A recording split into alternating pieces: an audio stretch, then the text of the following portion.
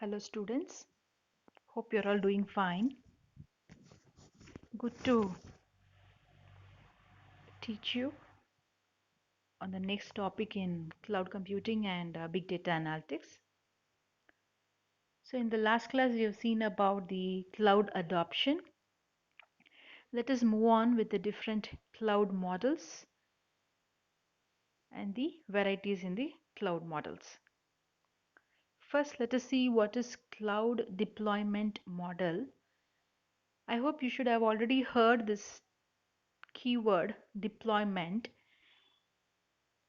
which tells you the availability or usability of a software system.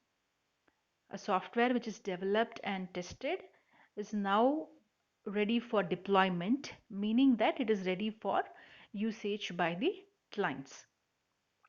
So as you all know, cloud computing is a style of computing where you have lots of business processes, resources, infrastructure, and any type of IT resource which can be provided as a service to the users. It is automatically provisioned to the user when they demand for it, and they pay for the service which they have consumed. Okay, so it is pay as you use methodology or approach. I am again and again repeating the definition of cloud computing because it's very important, and I think in every topic I have repeated that for you. Okay, so now let's move on. So there are a variety or various types of cloud deployment models, that is cloud usage models, and these different models provide various types of services. Okay, so now let us see the three main types of cloud deployment models. They are private model, that is private cloud, public cloud, and hybrid cloud. Okay, so from this diagram you can see the internet is there on the right hand side. You have the service provided by the cloud in the middle, and then you have the data center where all the resources are pooled in on the left hand side.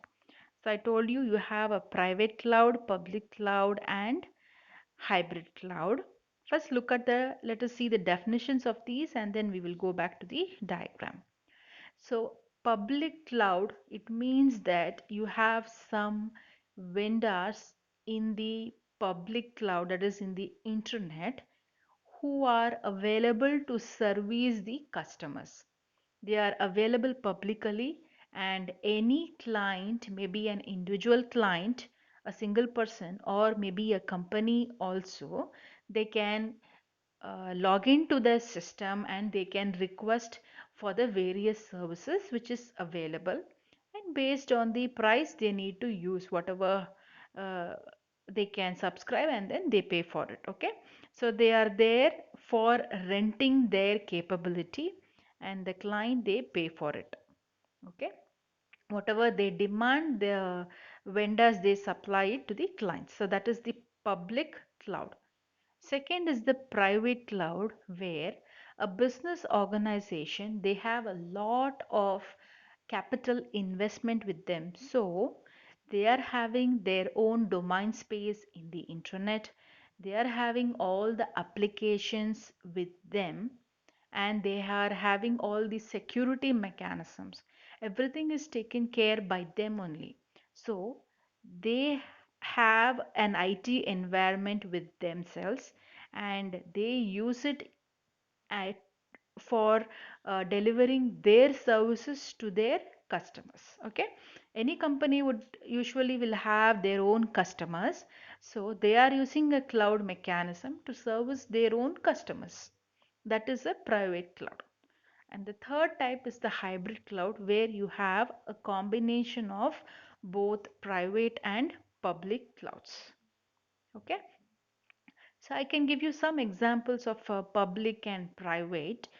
Um, First, let us take a private one. Imagine you have a school where they are having their own teachers, and the teachers are conducting classes and later examinations. Then the teachers will evaluate the answer scripts and they will prepare the result and they will publish.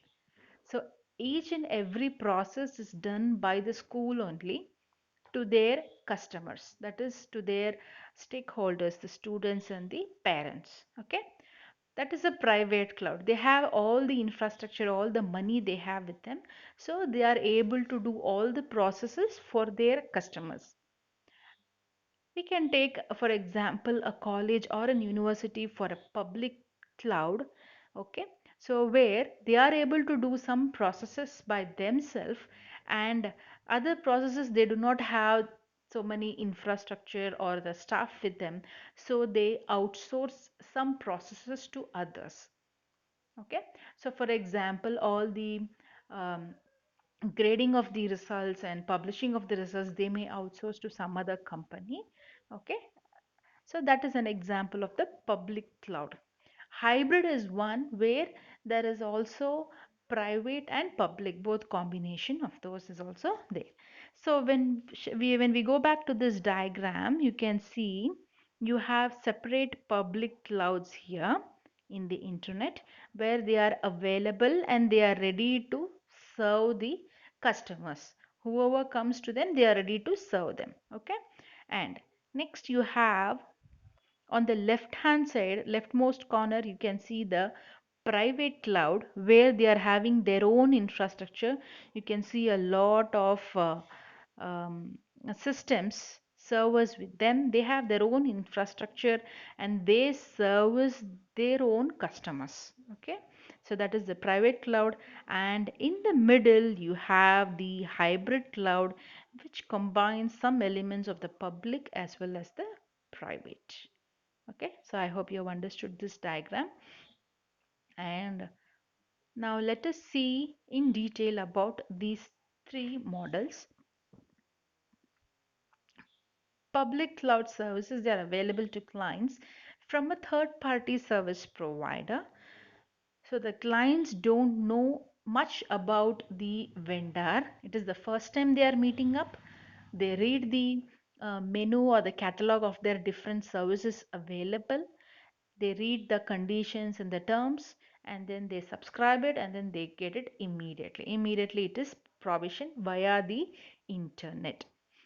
The public cloud has elasticity and it is also cost effective, meaning that they are at a reasonable cost. The services are available at a reasonable cost to deploy the solution, that is to use them. So you just subscribe and then you take it and you can use them, and they will take care of the managing and security. Everything is taken care by the public cloud. So companies use it on demand, and again think the same pay as you use option. Yes, it is much like the utility consumptions. For example, you have a hotel. You're going somewhere, some other out of station, you have a hotel. You just go pay and then you stay there, you eat the food there, you use the services that is available, maybe swimming pool or gymnasium or any other services like that, the play area, and then you just come off. So it is something like that. Okay. So whatever utilities are available, you just consume it. Now, what are the various applications that can use the public cloud? There are many web pages in the internet which uses the public cloud. There are other pages, the blog pages, the Wikipedia, Instagram accounts, social networking accounts, all those they need lot of storage and processing power. So they use public clouds, and a lot of jobs, maybe some company jobs or government jobs or any kinds of batch processing jobs. Batch processing is nothing but you have a lot of programs which are of the same nature. As and when the data collects, you just maybe an example, maybe your calculation of your grades also. The only thing, it could be different semesters and different subjects. What is that? Everything is collected in batches, and the calculation of grades happens. So that may be there. And then data intensive workload where you have a lot of data. Calculation of grade sheet is also a lot of data. Okay, Sensex calculation or billing something that you have a lot of data in that. So data intensive workloads, software as a service applications, online storage solutions. Online storage, just like you your drives and Google Drives and etc. So many things of storage places, backup and restore solution, and workloads where the latency between the application components is not an issue, where you can slowly you can get the results. So those kinds of jobs they mainly go for public clouds. You have a lot of applications in the public clouds. The next is the private cloud. Now, these are used inside a company. A company has a private cloud with them, so it is used inside the company's firewall. Everything is a software here. So that particular private cloud is also within the company's firewall, okay?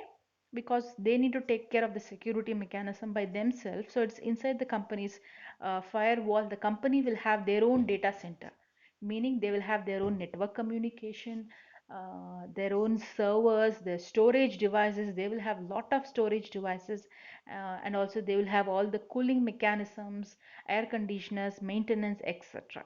Everything will be run by them in their on-site.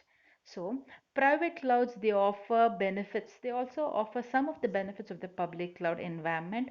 You still have cloud itself means it offers elasticity, on demand, everything is there, right? So the same benefits are available in the private cloud also. Self-service provisioning, and if you require a service, you will get it. All these benefits are also there in private cloud. And you have a greater control of your infrastructure. That is one of the main important thing in private. But in public, somebody is taking care of all your data. Not much control will be there, even though you assume that you have a control, but not much will be there with you. In private cloud, you have the control of your data, of your infrastructure, improved security. It is your own house, okay? So the security will be very good only. If you are staying at a hotel, definitely we need to check once or twice. But what about at your home? You feel safe, isn't it? So improved security, resiliency. You've already heard this term resiliency. Um, if you have elasticity, then it's almost the not almost, maybe you can say uh, somewhat similar to elasticity is resiliency. It's the capacity to recover quickly from fault or from difficulties. That is known as resiliency. So resiliency and everything is there in your private cloud. The services in private cloud, you have all those services in the public cloud, plus you may have extra virtualization, multi-tenancy, that is also there.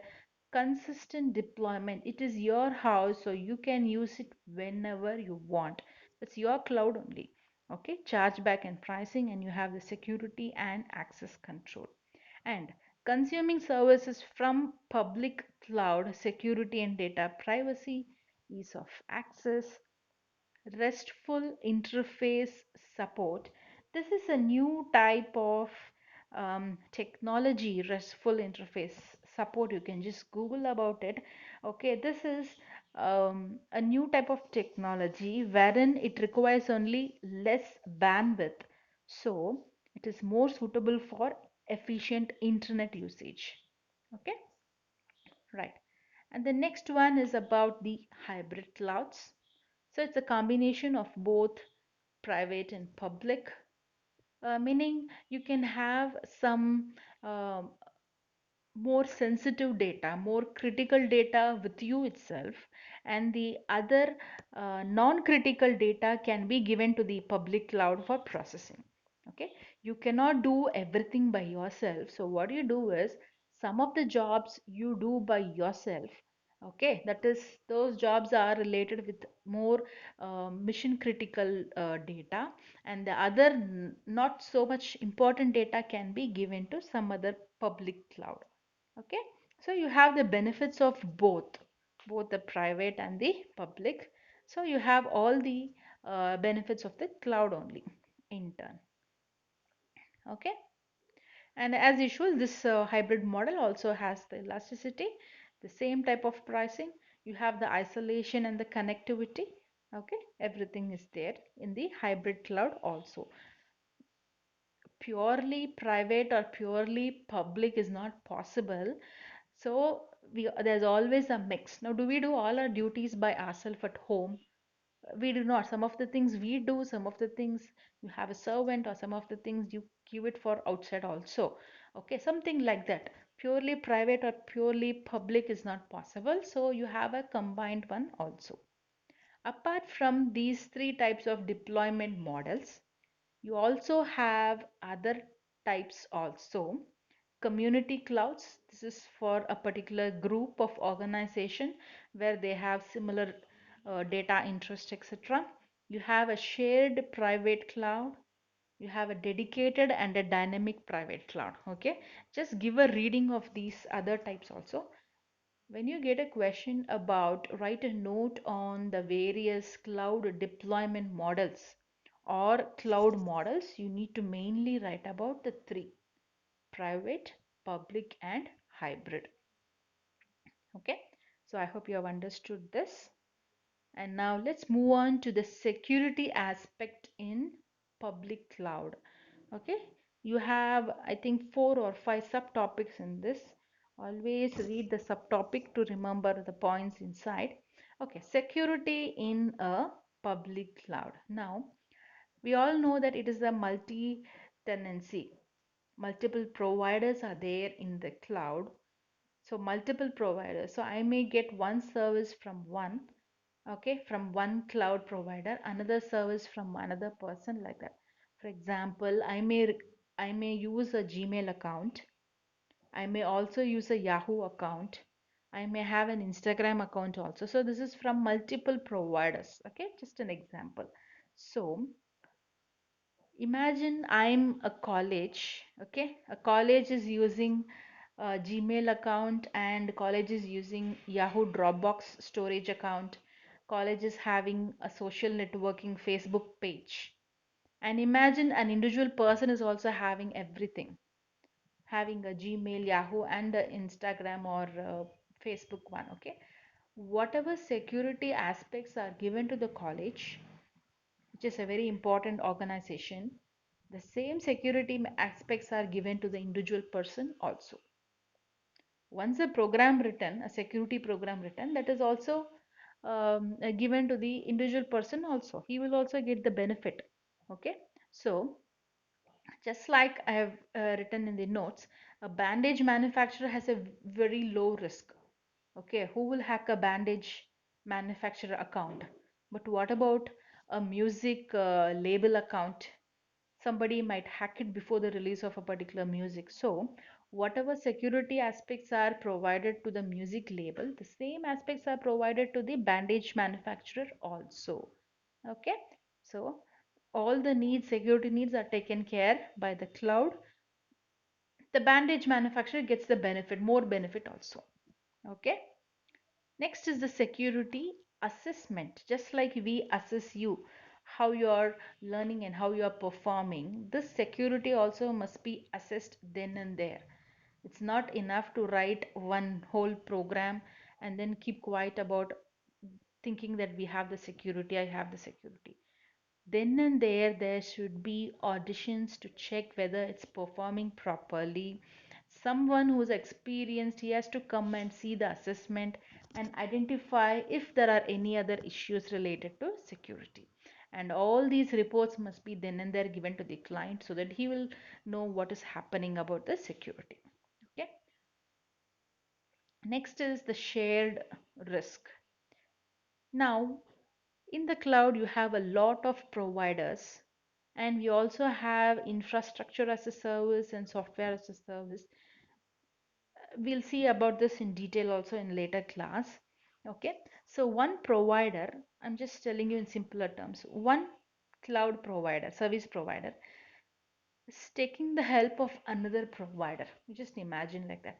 So one provider is taking the service of another provider. Okay, so both of them should have some kind of arrangement, service multi-tier service provider arrangement, so that the risk of security is taken care by both of them.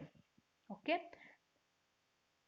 imagine just one person is taking the security issues, the other one is not at all worried about security, then it will be a problem. Okay, but as I told you, one provider is taking the help of another provider, So both of them should be fully secured in whatever processing they are doing. Okay, so it's a shared risk.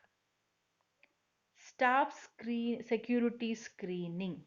In a cloud environment, many staffs will be there to work, and even that particular cloud provider must scrutinize and check their regular employees.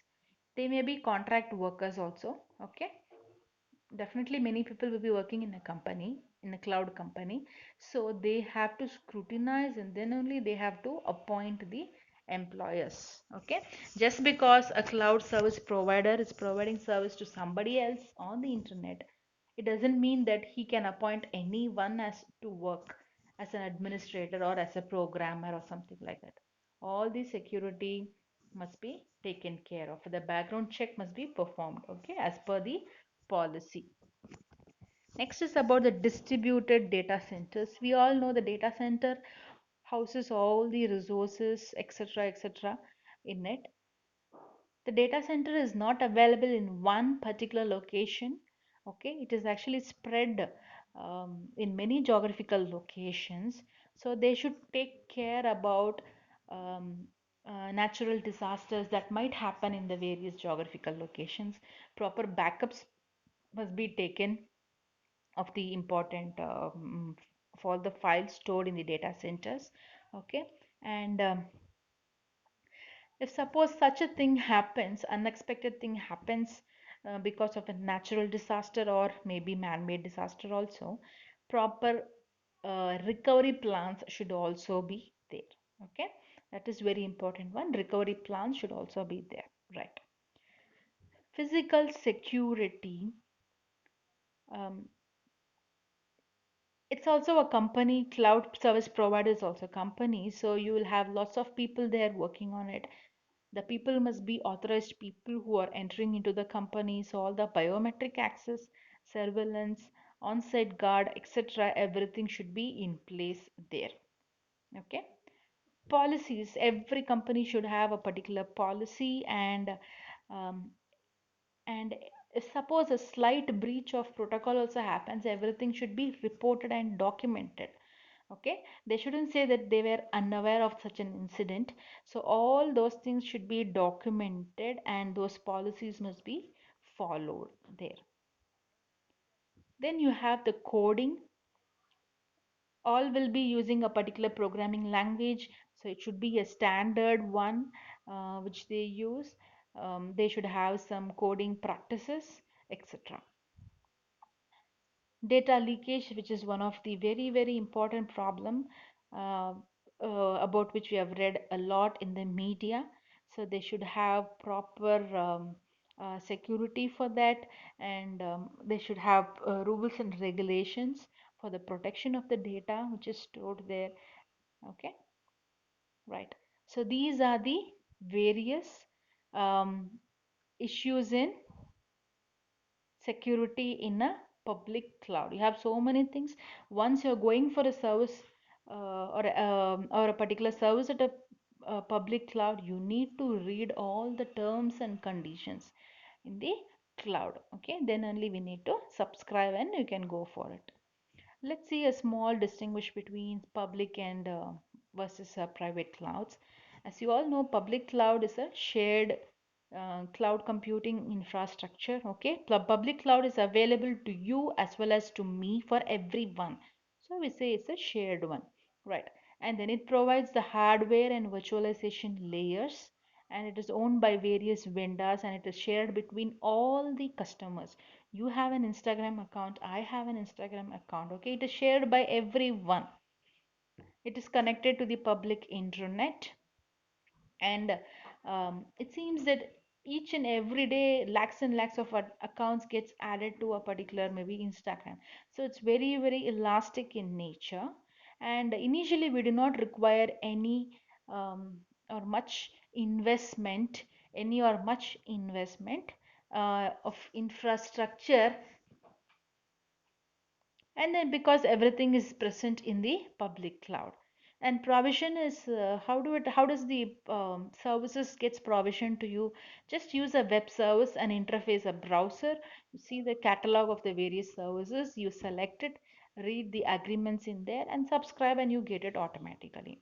It's just a self-service provisioning of the infrastructure to you, right? We need to read all the terms and conditions. We do not say have any say about it, but you have to read and everything, the terms and conditions. Whereas a private cloud, it's actually a private party's cloud. It's owned by a single party. Party means it's a company or an organization. They have their own hardware and virtualization layer. It is owned and reserved only for their particular business. But it is also elastic, meaning it's elastic for them. And then, but still we can say it is having some finite resource. Okay, it is having some finite resource, and they may be connected to internet, that is the public internet, or not. Okay, maybe or may not, no problem with that. So today we have seen about the different cloud deployment models, and that is the private, public, and hybrid clouds. We have seen the security in the public cloud, and we have seen the differences between public and private clouds. So hope you have understood this session.